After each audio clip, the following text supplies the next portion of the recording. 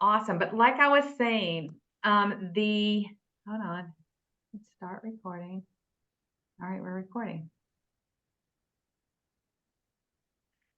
Like I said before, part one can be found on our YouTube channel, and I think that you'll really find it super helpful. So today I'm joined by four amazing Wake Forest alums. I'm gonna not take up too much airtime for these amazing professionals to introduce themselves and to talk about career pivots that they have made in their life and their career thus far, some nuts and bolts of how they actually got to the decision, right, to make a career pivot and the resources they used to be able to adapt and to make their way into thriving careers that they have now.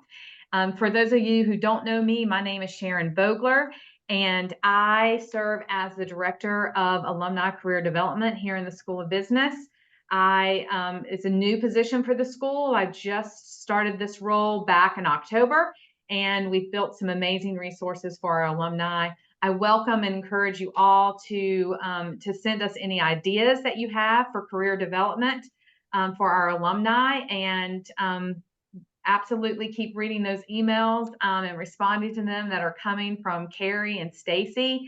I think they do a tremendous job of communicating when all these events are going to take place. I will also use this platform to encourage you to consider coming back to campus for Alumni Weekend. Alumni Weekend is designed just for the School of Business alumni. It's a little different than homecoming, which is in the fall, which of course everyone is always invited to. This particular event takes place over 2 days, April 19th and 20th. It's full of professional development. It's full of networking opportunities. We're going to go to a baseball game. This alumni weekend is, as hopefully you all know, our baseball team had an amazing year last year, and they're on the trajectory to have another amazing year this year. And so it's a family-friendly event. So we have things for the kids. We have things for people who are trying to think about making a career change. And we have things for people who don't want to make a career change, but just want to be their very best self. So again, I hope you consider coming back to campus for Alumni Weekend. Okay, so without further ado, I am going to ask our panelists to introduce themselves and tell a little bit about where they're currently working, and we'll get into some more details later on how they got there. And so, Crystal, you want to go first? Sure. So my name is Crystal Brookshire. I'm in the Charlotte area. I was a Wake Forest MBA grad, class of 2011. We were the last class in the South Park area before the campus moved uptown Charlotte. So I founded my own company, my own HR consulting and leadership development company in fall of 21. So that was my big transition. Leaving corporate America and starting my own business. It's going amazing, and I look forward to sharing more about that. We primarily support small, medium-sized companies offering fractional HR management services and leadership development to help them on their growth trajectory. Wonderful, wonderful. Domingo?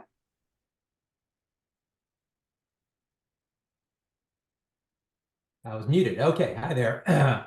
I am Domingo Asasi, and I was class of 2005. I was actually the last executive class that when Wake had an executive MBA program. And currently, I am a co-owner of J&L Construction, a residential and commercial construction business here in Winston-Salem. Fantastic. E.B. Moore. Hi, yes. Hi, my name is Abizi Moore Owefie. I'm class of 2013 for the MSM program. Back then, it was a Master of Arts in Management program. Currently out of Atlanta, Georgia, and I work at Pinterest as an agency account manager. So I support the agencies for small business owners here on Pinterest, help them with optimizing their campaigns, marketing strategy, and things of that sort on the platform. Awesome. Welcome. Hein? Hello, my name is Hen Lewis, and I am part of the 2019 MBA class. And I currently am working at Reynolds American in brand marketing.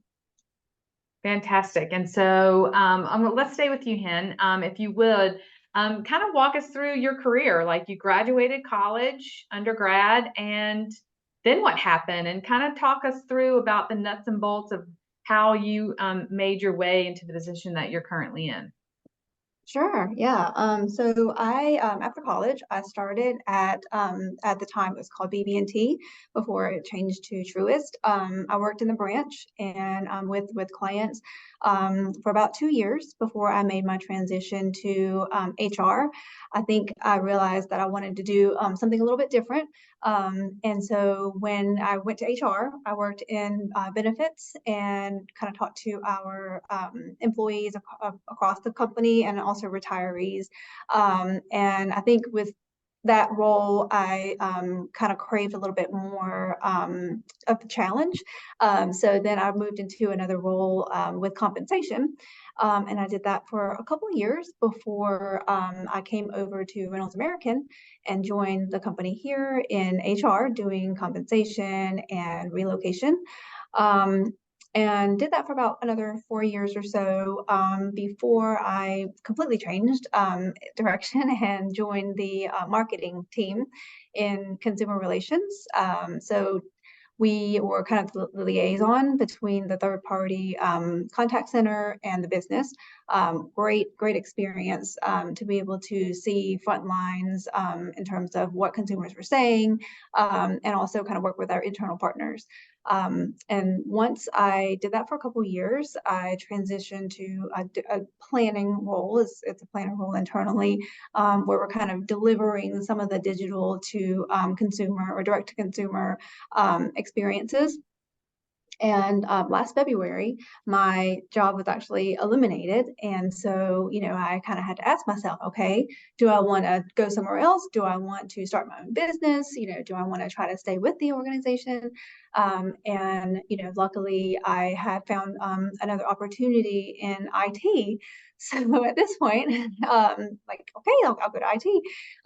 And the IT team, luckily, they were supporting the team that I had just left. So it wasn't just completely, different.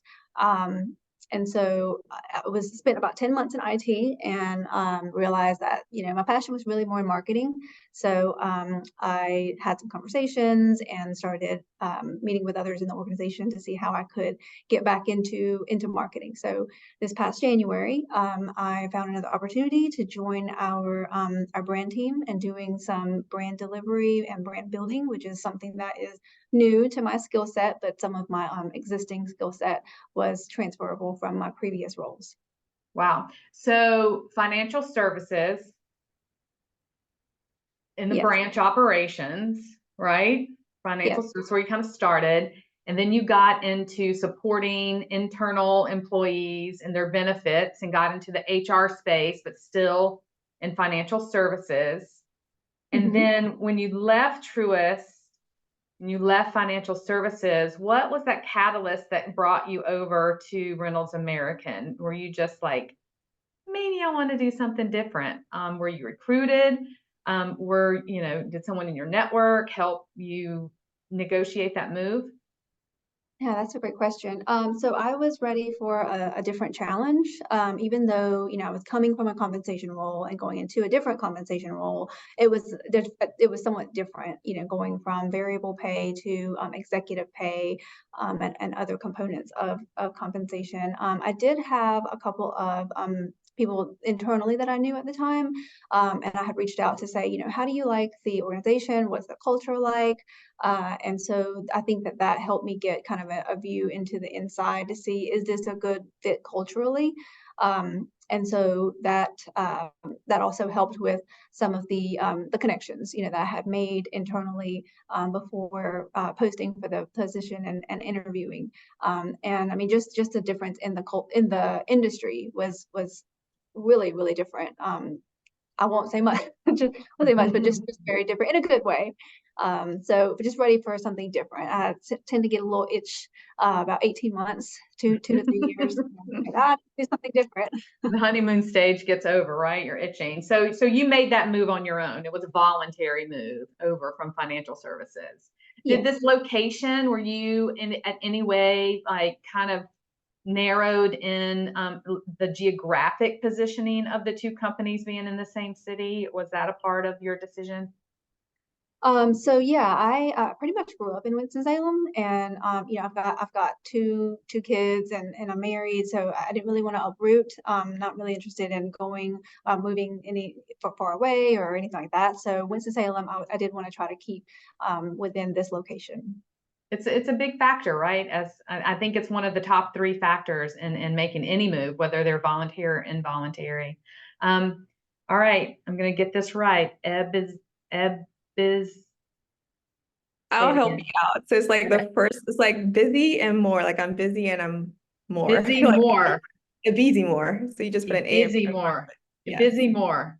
Exactly. Busy more. Let's hear your story. Sure, I'm going to try to keep this as concise as possible, but I started off my career in financial services as well. I was working in internal audit at Bank of America. I was auditing global financial crimes, and it was very fancy, traveled the world, and it was great. When I left Wake Forest, we were really talking about like cutting edge technology and all of that. And going from that to the bank, I felt we're using a lot of legacy tools. So I wanted to really explore things outside of my job. So I started like a small business on the side, e-commerce. And sometime maybe like 4 years into my career at Bank of America, I was trying to move to a different city with my partner at the time. And backstory, my manager sat in Singapore, my former manager sat in LA. So I thought, and my peers as well, they sat in different parts of the world. So I thought I was going to get that move. Unfortunately, it wasn't approved. And I was like, okay, great. I'm young. I want to take a risk. I'm just going to move back to Nigeria. So for moving, to a different city within the US, after getting that no, I thought it was my opportunity to take a risk. And then I decided to double down the business and move back to Nigeria. If you know anything about Nigeria, it's not a manufacturing powerhouse. So that was like something that I was advised against. But for me, I had moved out of Nigeria when I was 13. I wanted to really explore that again. So I moved back to Nigeria, started the business, and ran into a lot of quality issues. We're making African clothing in Nigeria, trying to sell in the diaspora. What we do very, very well in Nigeria, we make the best clothes, but it's very hard to replicate the same clothing. So ran into a lot of manufacturing issues when I was scaling. And however, I still had a lot of lessons from that business. So I sat back down when I had to sunset the business to think, what do I enjoy about this process? And it was marketing for me. Literally, you go to bed, you wake up, you get an order from Australia, New Zealand, the UK, where did they find me from? So I really enjoyed the aspect of marketing. So I was in Nigeria just freelancing, doing marketing for my peers, people who found me on LinkedIn and all of that. And the pandemic happened and I had to cut that trip short. So moved back to the US, moved into my parents' house in New Jersey, and really started thinking about my next move. And I knew for sure that I didn't want to go back to financial services because we were working with a lot of legacy tools. I really wanted to work with cutting edge technology. And a lot of the opportunities I was getting back then were still in financial services. I tried to tap into my network, but a lot of them were in financial services. So luckily for me, I had the e-commerce business on the side. So I used it to like learn marketing on my own, freelance, did influencer marketing for different companies. And a year ago, once again, moved for a partner. I was applying to jobs in New Jersey, New York. It was very competitive for marketing. And literally, I applied to 3 jobs in Atlanta, Georgia, and I ended up here at Pinterest. So that's really my journey. A lot of things are missing in that journey, but just the trajectory from financial services to entrepreneurship, loving marketing, and then segueing from that and currently doing advertising sales for small businesses here at Pinterest. I love this story. It's really I love both of your stories, but it's just so interesting how that experience of that entrepreneurial spirit of yours helped fuel that real passion for marketing and e-commerce. And so very, very, very cool. All right, Domingo, let's hear from big tech to construction. Actually, the path is a little more surreptitious than that, even. So I went to the University of Maryland to get my undergraduate degree and came back here and wanted nothing more than to be a lead-slinging lawman in Winston-Salem. So I was a police officer here for 4 years, almost 5 years, and then continued with my law enforcement career and became an agent with the State Bureau of Investigation, the SBI. So I did that, homicide investigations, for about 3 years. And the two main catalysts for me leaving law enforcement and going into business were, number one, the most important one was my daughter was, we identified my daughter was going to be born. So my wife was pregnant with my first child. And the big thing was I became intimately familiar with the government idea of everyone gets a raise and promotion based on time and grade, and it really isn't performance-based. So that at promotion time, maybe, but most of the initial promotions all happen because you show up and you don't screw up. I didn't like that. I was always kind of focused on excellence. I cased more than all the other people in my rookie school, and it was clearing cases, and it didn't really matter. And so those two things together said, you know what? Private sector is probably the place where my efforts will be rewarded, and I'll be able to provide for my family at a higher level. So I left.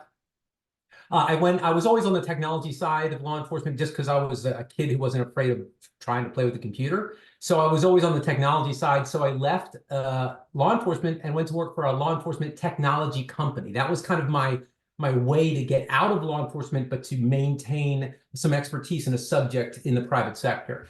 So I did that and did a couple things, but that's when I ended up going back to Wake and getting my MBA and meeting who became my business partner. My specialty became process improvement, business process optimization. For those that know or care, Lean Six Sigma, Lean specifically, the Toyota production system became what I did.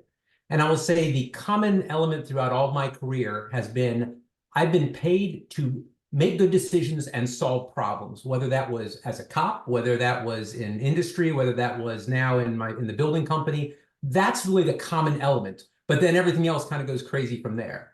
So I did that for a while. I got a job with a company here, a technology company called Inmar, and I created and deployed a continuous improvement division in Inmar. So we went around all different aspects of the business, making things better, the thing I love doing more than anything. Left Inmar to go move the family up to Portland, Maine for 3 years. Basically did the same thing I did here with Inmar at a larger company, a $20 billion global company called WEX in the fleet and fleet fueling space. That was mostly New Zealand, Australia, Europe, and Brazil, Latin America. And then I was recruited from that job to go be the COO of an aerospace and defense company that had been mismanaged. And so they fired the CEO, brought a new one on me, brought me on to retool and relaunch operations. I did that. We had some success there.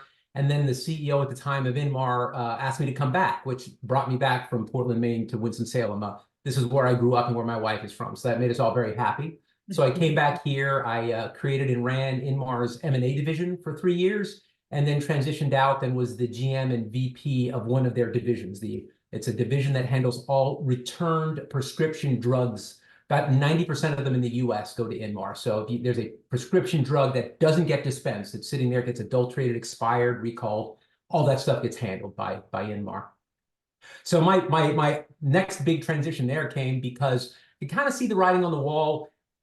It wasn't non-voluntary, but it was more a situation where about 6 months after I left, the CEO, my boss, and a couple others kind of who were part of my group who brought me on, and we all kind of had the same view of business, they all left. And I could kind of see that coming. So it coincided with my father kind of getting out of the construction business. He had a small piece of a construction company that built a couple houses a year, small business.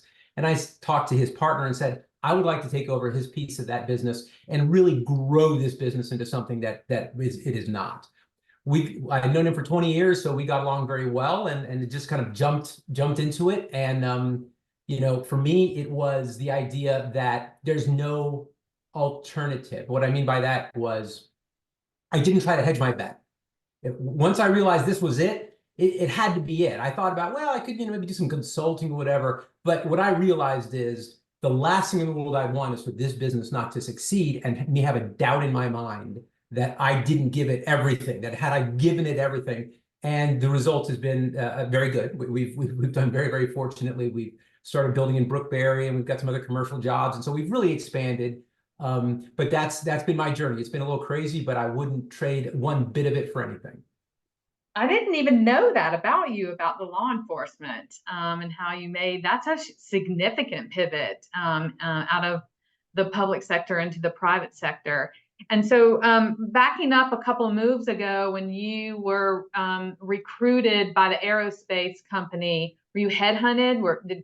Did they seek you out, or did you seek them out? Like, how did that transaction? Network, right? So starting from when I got my MBA forward, the job to go to Portland, Maine, and the job with the aerospace company all came through a contact in my network who knew me and knew them and knew they were looking for someone and said, he would be good. So in both cases, I was fortunate enough that they reached out to me and said, hey, we've heard you're kind of out there. Would you be interested in talking? And then, I went from there. But it was only because of the fact that I spent a lot of time. Remember, in my leadership and organizational development class, one of the key things that I took away from that was it's not about the depth of your relationship with these people. You don't have to, know the name of all their kids and stuff. It's having a casual relationship with a large group of colleagues who, if you call them, they'll pick up the phone, right? That's it. They'll pick up the phone. Oh, it's Domingo. Oh, hey, he's not a bad guy. That's what led to my success, because it was these casual relationships that someone just dropped my name and said, hey, I know a guy, go LinkedIn there. That's him. Go, talk to him. And Yeah. went from there. It's really really great advice when you think about like the legacy that you leave from one job to another, even within the same organization. Some really great advice I've gotten, and it sounds like this is to your benefit as well, Domingo, is that you want people to talk about you when what are they saying about you when you're not in the room, right? Most definitely. And so it sounds like they were like, hey, I know somebody perfect for this job. Great story. Crystal, you've had some really great experience as well. Let's hear all about them. Yeah, so I graduated from Chapel Hill and moved to the Charlotte area with a couple girlfriends from college. And we decided to enjoy the end of our senior year and wait and get in the area and look for opportunities. So I was waiting tables like I did in college as well to help pay for expenses. And a lot of my friends that were getting jobs were either through their network or their family's network or through recruiting agencies like Temp to Hire. So I went that route. Actually, before that, somehow I got in with Bankers Life that sells life insurance and annuities and all that kind of stuff. So I had to get my insurance license, but it was straight commission. It was straight like cold calling a Medicare list and going to sit around the kitchen table with retired folks. I loved educating them on the insurance and building those relationships, but I hated the cold calling. I thought sales was not for me, but I actually enjoy the business development side of my business now. But so that only lasted a few months. And so I went the temp route, and I got an opportunity as a receptionist at Sam's Mart. It's a convenience store chain. It's now a large car wash chain. We had Piedmont Gas, which delivered fuel to all the stations. So they told me I would be supporting accounting and HR, which I was interested in HR. Don't ask me how. I don't remember where my interest came, but that I was interested in HR. And so I was like, okay, let me get the foot in my door. And so I started out as a receptionist. When I got there, I was actually supporting operations and maintenance. It was different, but I was just running around the office offering to help anybody I could. And within 90 days, their director of HR resigned. And they kept trying to bring someone in. They kept quitting.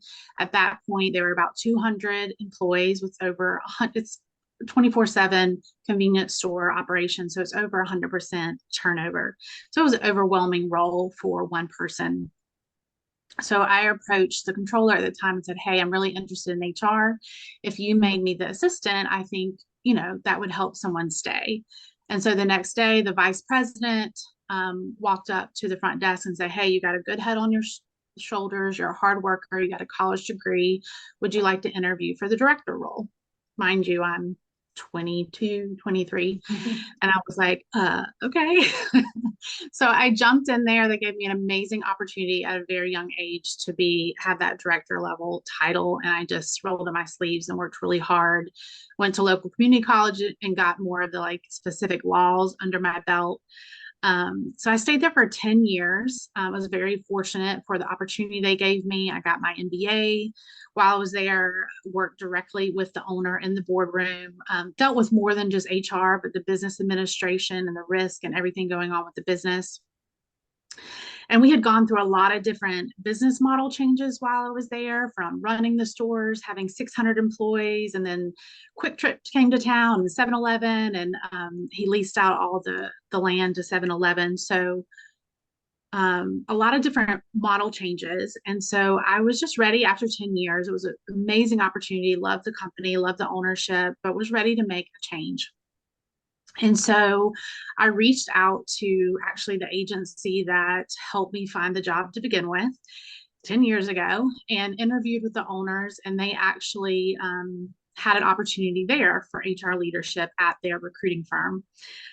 Stayed there about 9 months, ended up not being a good cultural fit for me, and made the decision to resign.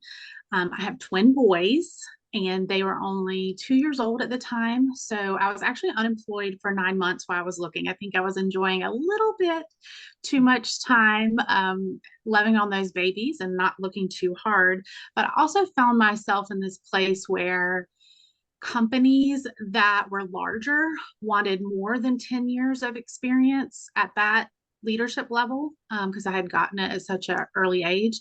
And then the smaller companies were kind of afraid of my MBA and the level of experience that maybe I wouldn't stay long term.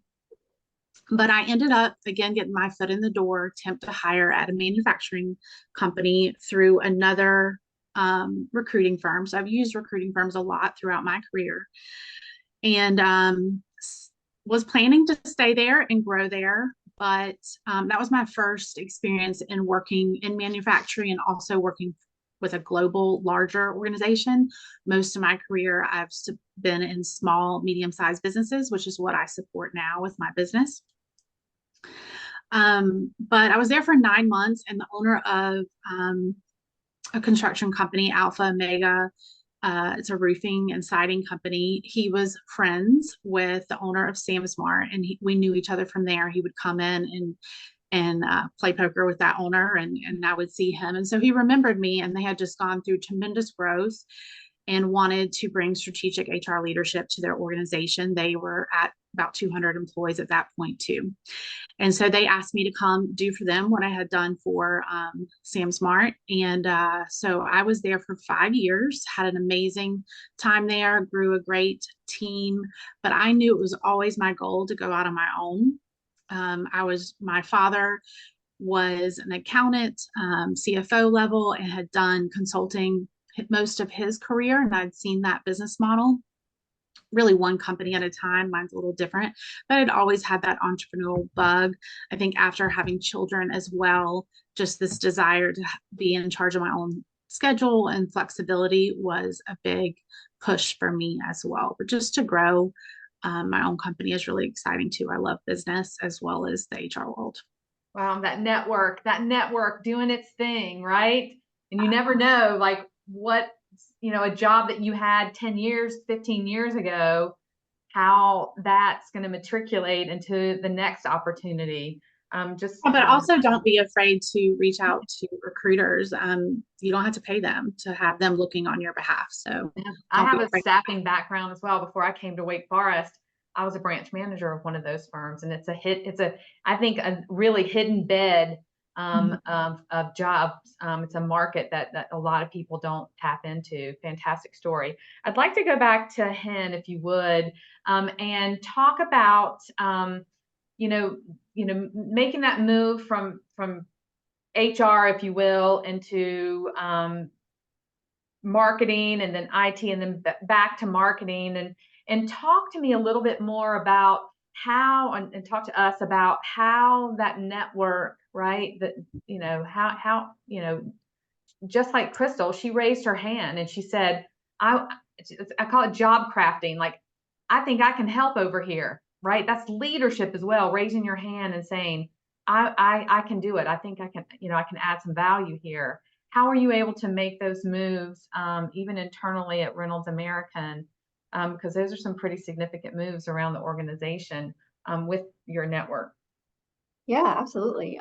So with during my time in HR, I think I was given some advice later on. I spent 4 years in HR. Later on in the 4 years to network and to meet with people, and it was something that I didn't lean into and embrace. So once I found an opportunity in marketing, and reached out to our HR BP, or HR business partner, to talk more about that role.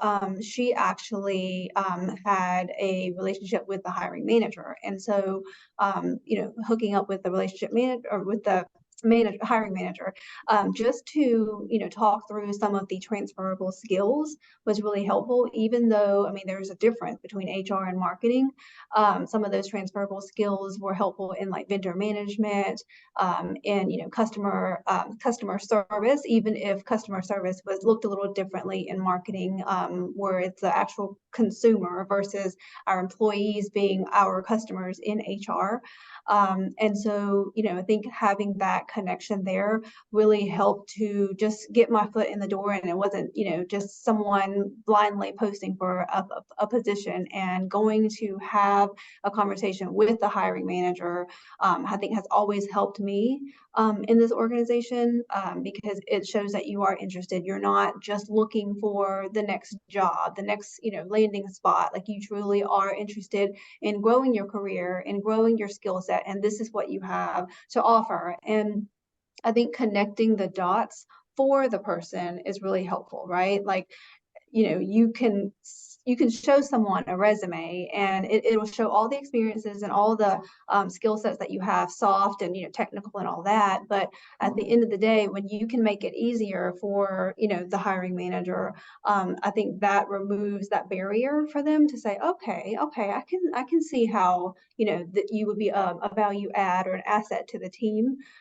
So once I joined the marketing team, I told myself that I would do it differently, and I would reach out and kind of network, right? But as an introvert, I wanted to stay true to who I am and not come off as inauthentic, right? So just having those casual relationships, kind of like Domingo had said earlier, it wasn't about getting to know someone on that deeper level, but also seeking out some people who I just want to learn more about what you do. Like, how can I help you? Like, I'm in this consumer relations role. Like, what can we do to make your life easier? Setting up that conversation so that it's a partnership and collaboration, rather than what can you do for me? I think that was really helpful. And so I think that was how I was able to, leverage some of those relationships, and also credibility, right? Like, people can see like what you are able to contribute, what you worked on. Other people can speak to your work ethic. So I was able to, I think, move a lot quicker within the marketing organization, because I had taken the time and I'd taken the energy, as uncomfortable as it was sometimes, to put forth in these these networking, these relationships. And in fact, when my job was eliminated, I reached out to the partners that we had worked with in IT for 3 years, and I just said, hey, I hear there's potentially some roles opening. Do you know anything about it? And this contact actually knew something that was getting ready to happen, but wasn't 100% sure if it was going to happen. And so kicking off that relationship, and being able to speak to, I've worked with him for 3 years, and she's always very detail oriented, project manager, all of that. And so again, those transferable skills was able to transfer to IT. It's not like coding or anything like that. So that was it sounds night and day, but there are a lot of things that can easily transfer. Some of the other things, they said you can learn this. You can learn the jargon, or the logic, or whatnot. But some of those other skills, you have to have that in place, right? The people skills, the collaboration, working cross-functionally, all of that.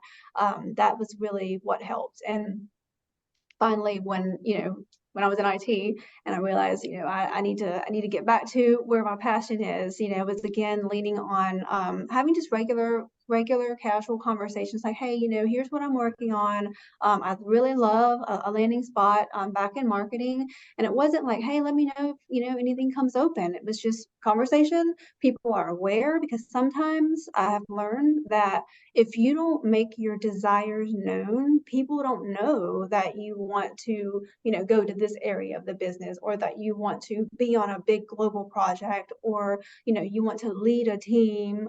They don't know. So, you have to explicitly say, hey, I'm interested in this, or I'd really like to grow my skill set. And I know it's hard to do that. But it's worth it. And if you don't tell them, they won't know. So Got to be again, your own advocate. You have to advocate for yourself. You have to be your own advocate.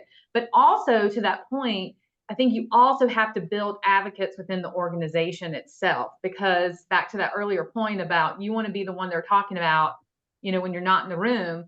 And I can speak for myself as well. I didn't ask to be the director of alumni career development. I just love working with our alumni. I loved working with students when they were here. And I've built relationships over the years with all of these now alumni.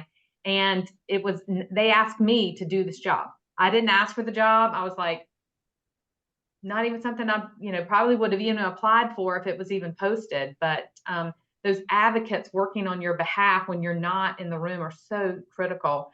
And our time is going so quickly. I wanted to go back and ask Bizimore. Did I get it right? A busy more? Did I get it right? Yes. So that entrepreneurial, like that thirst for that entrepreneurial, lifestyle, knowing what you know now about how hard it is to run your own business and to be a sole, right, contributor to your own financial, well-being.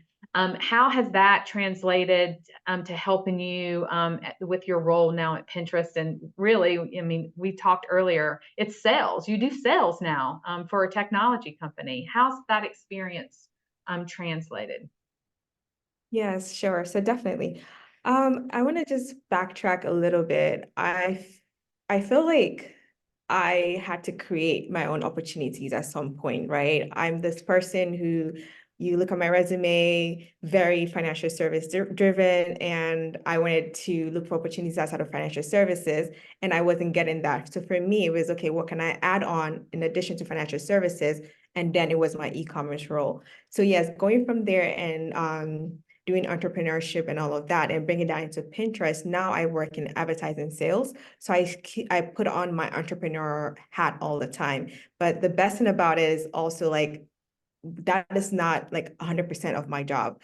70% of my job is optimizing the campaigns for the advertisers who are currently on the platform. So I get to wear both, like, the marketing hat and then the sales hat. So under just the transferable skills for me is growing my business. So part of my role is retaining the current spend of my advertisers and potentially upselling them when the campaign is working as designed. So I get to wear both hats, but most importantly, I'm still entrepreneur. How can I help my clients achieve their marketing goals on the platform? And then how can I, on my side, retain them on the platform and then grow my business within, like, the organization?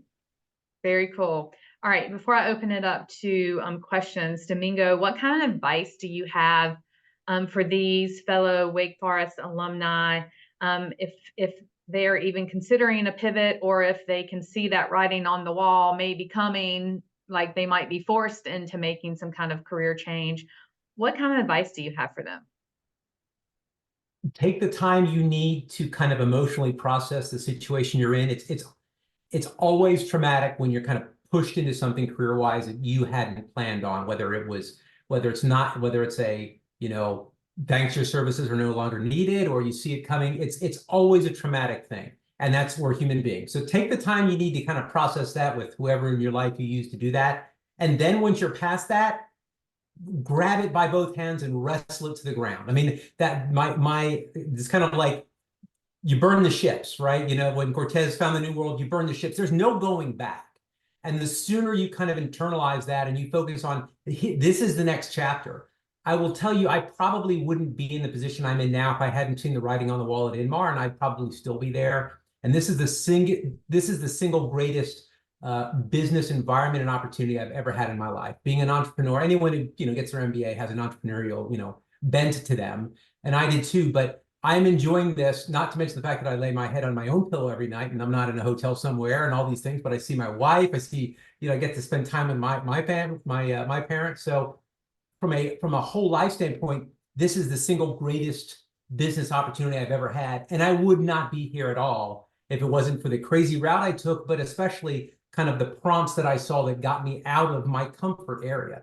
So accept it, understand it. It's tough. It's traumatic for everyone. And then go 110% in and forget about the past. Forget about what got you there. Forget about everything, because it just doesn't matter. What matters is from this point forward, what gets your foot in front of your foot the next time, and what advances your career. Spending any time worrying about, oh, woe is me, or what got me here, though it's very justified. So don't belittle that, right? Process that, but then put all that energy into your next step, into everything to next step. And the small piece of advice I'll leave is, especially if it's not voluntary and you're out there now in a situation where you're looking for a job and you hadn't thought about it, number one, always stay market ready. Have your resume ready to go at all times.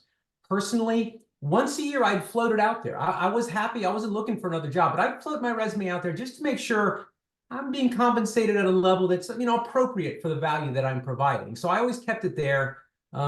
Don't ever be afraid of the market. Always be market ready for this kind of a thing. Shameless plug, right? Thank you. I probably should buy you a cup of coffee for that. But now here in the School of Business, we have resources for our alumni to make sure that resume is always market ready. That's part of my job. It's part of my vision. It's part of my passion and what I spend my time doing outside of, of what I'm paid to do. I'm always looking for leverage within my network to make sure that all of our students and our alumni have those market ready, not just your resume, but now our LinkedIn profiles are doing, they're serving us, really well, as long as we have them updated. All right. So who's got questions? You can go off mute, or you can drop them in the chat. Who's got some questions for our panelists?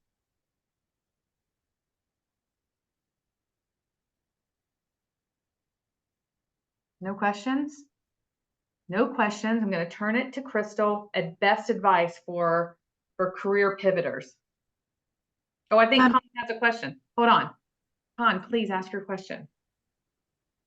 Thank you for sharing your personal experience with us. So from what I just heard, look like each of you had to jump through many roles to be where you are today. So during those transition period, how do you manage to balance your work and your life? And a job search? That's a great question. Crystal, you want to? I'll jump in really quick and just say the way I've looked at it, and maybe it's semantic, but I don't think of it as work-life balance. I think of it as kind of work-life integration. So I've been able to kind of allow the two to coexist. It takes a certain discipline to be able to turn that part off when you need to and switch back onto the personal side.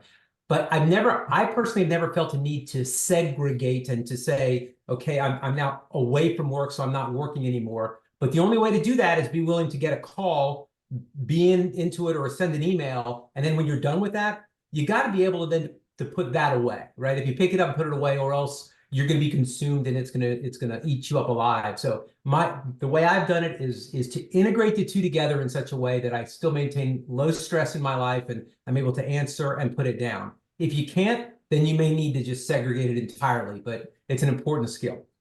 It's also probably very dependent on, like, are you the sole breadwinner in the situation, right? If you're the sole breadwinner, you're going to have probably a little less balance because you got to, it's a job and an income is important. And so it can be overwhelming, but I love that integration idea. Great advice. Crystal, what kind of advice do you have for Con, and then any advice for the rest of our participants? Yeah, for Con's question, I would say there's seasons, right? We want to have balance, but that first 90 days when you're starting at a new company or a new position or going through a transition, you just need to communicate with your support system and say, hey, I'm going to have a little bit more going on than normal. Maybe cut some things that you're involved in for that time period so that you can really focus and dig in, because you're learning the people. There's just so much to learn, especially if you're switching companies.